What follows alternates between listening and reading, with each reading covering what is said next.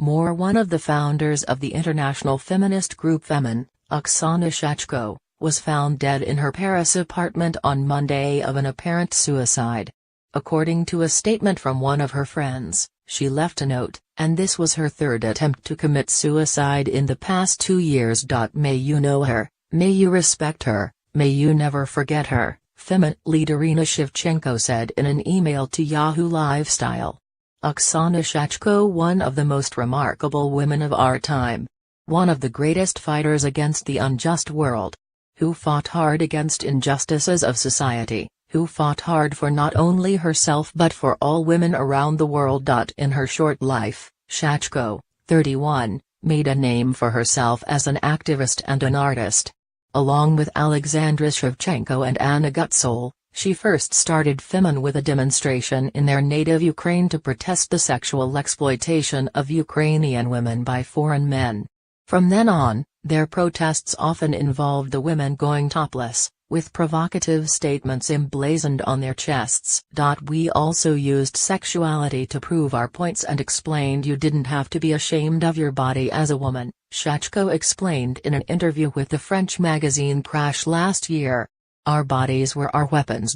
Because they went topless and were willing to get arrested at protests, Femin's members attracted headlines through the years. They protested against everything from sex tourism to limitations on a free press. They rallied against the prosecution of the feminist punk rock group Pussy Riot in Russia in 2012, just one of the occasions that they opposed Vladimir Putin's regime.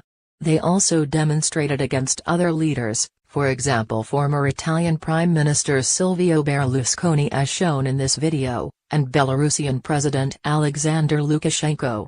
After speaking out against Lukashenko in 2011, Shachko was one of 3 women who said they were kidnapped by the KGB in Belarus and taken to the woods.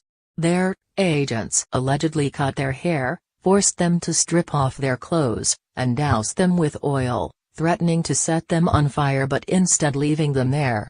They subsequently managed to make their way to a nearby village to seek help. According to The Guardian, Shachko was also abducted and beaten in Ukraine during a visit to the country by Putin. We compare her to Joan of Arc, Shachko's mother said in the 2014 documentary I Am Femin. She's a real revolutionary, an incredibly strong girl. But by 2013, Shachko decided to immigrate, seeking refugee status in France. She continued her protests as part of Femin for another year. But in her interview with Crash, she explained why she didn't believe she was a part of the group anymore. As an ideology it exists but as a structure it doesn't exist anymore, because nobody really works on it, she said. From 2008 to 2013, me, Sasha, Anna, and later Rina, met every day. It took up all our life. We started speaking about women's rights. And step by step we engaged in more political matters. We became more and more radical, and that led to being attacked by the government and the police. What we've been seeing for the last 2 or 3 years are activists who do 3 or 4 actions in the year and don't work that well. In Paris, Shachko focused on her first passion, art. Since the age of 8, she had been trained in the art of religious iconography, and throughout her time in Femin, she used her artistic expression in her protests. Her later work combined those interests, with provocative feminist twists on traditional icons. She had her first solo show in Paris in 2016. In 2017, she told Crash that she was beginning to study at the École des Beaux-Arts. I really want to continue doing some activism, but I need to think about it and adapt it to today's world, she said.